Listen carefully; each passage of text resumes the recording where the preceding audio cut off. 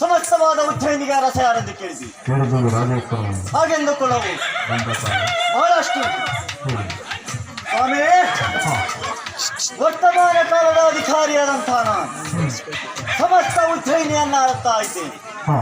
ನಿತ್ಯ ಕರ್ತವ್ಯದಂತೆ ಅರುಣೋದಯ, ಕಿರಣೋದಯ, ಧ್ರುವೋದಯ, ಋತೋದಯ, ಭಾಸ್ಕರೋದಯಕ್ಕಿಂತ ಮುಂಚಿತವಾಗಿರುತ್ತಾ ತಕ್ಷಣವೇ ಗಂಗಾ ನದಿಯನ್ನಷ್ಟೇ ಹರಿದು ಬರುವಂತಹ ಪವಿತ್ರವಾದ ಗಂಗಾ ಮಾತೆಯನ್ನ ಮಡಿಯನ್ನಿಟ್ಟು ಮೂಡಿ ಬರುವಂತಹ ಭಗವಾನ್ ಭಾಸ್ಕರನ್ ಕರದಲ್ಲಿ ಗಂಗೆಯನ್ನ ಪಿಡಿದು ಆರ್ಗೆಯನ್ನಿತ್ತೆ ಇತ್ತಂತಹ ನಾನೆಂದು ಕೊಡವಿನ ಓರೆಯನ್ನ ಸೇರಿ ಕುಲದೇವರನ್ನ ಮನಸಾರೆ ಸ್ಮರಿಸಿ ಮಡದಿ ಪ್ರಭಾವತಿ ಮಾಡಿರುವಂತಹ ಮೃಷ್ಟಾನ್ನ ಭೋಜನವನ್ನ ಸವಿದಳು.